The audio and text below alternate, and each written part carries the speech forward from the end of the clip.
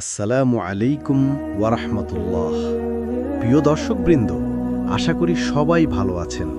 আজকের ভিডিওতে আমরা আলোচনা করব সূরা ফাতিহার গুরুত্ব ও ফজিলত নিয়ে।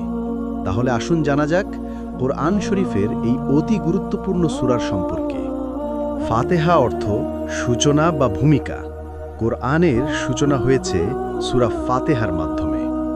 রাসূল সাল্লাল্লাহু আলাইহি ওয়াসাল্লামের ওপর অবতীর্ণ প্রথম পূর্ণাঙ্গ সূরা ফাতিহা। কোরআনে এ সূরাটিকে সাবআ মাসানি বা বহুল পঠিত ৭ আয়াত নামে উল্লেখ করা হয়েছে।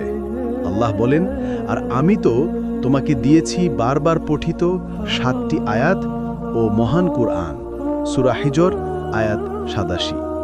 সূরা ফাতিহাকে হাদিসে উম্মুল কুরআন বলেও উল্লেখ করা হয়েছে। সহিহ বুখারীতে বর্ণিত একটি হাদিসে রাসূল সাল্লাল্লাহু আলাইহি ওয়াসাল্লাম বলেছেন, উম্মুল কুরআন বা সূরা ফাতিহা হল বহুল পঠিত ৭ আয়াত ও মহান কোরআন। সহিহ বুখারী হাদিস নম্বর ৪৭০৪। আরেকটি হাদিসে রাসূল সাল্লাল্লাহু আলাইহি ওয়াসাল্লাম বলেছেন, তাওরাত, ইনজিল, জাবুর এবং কোরআনেও এর মতো কোনো সূরা নাজিল হয়নি। সুনান তিরমিজি ২৮৭৫ নং হাদিস। ফরজ নামাজ ও নফল নামাজে প্রতি রাকাতেই সূরা ফাতিহা পাঠ করতে হয়। ফরজ নামাজের প্রথম ২ রাকাত ও সুন্নত নফল নামাজের প্রতি রাকাতেই সূরা ফাতিহা পড়া ওয়াজিব। ফরজ নামাজের শেষ ২ রাকাতে সূরা ফাতিহা পড়া সুন্নত।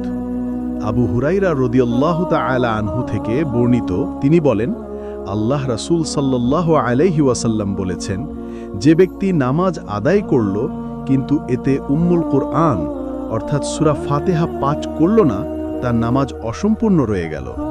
সহিহ মুসলিম ৩৯৫ নং হাদিস।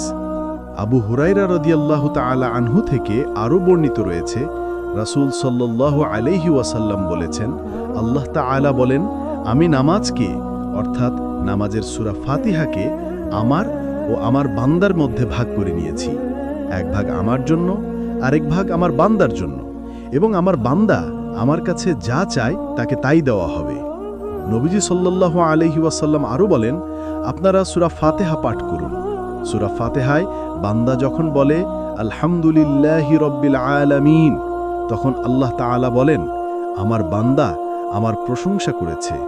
বান্দা যখন বলে আর রহমানির রহিম, আল্লাহ তাআলা বলেন, আমার বান্দা আমার গুণগান করেছে।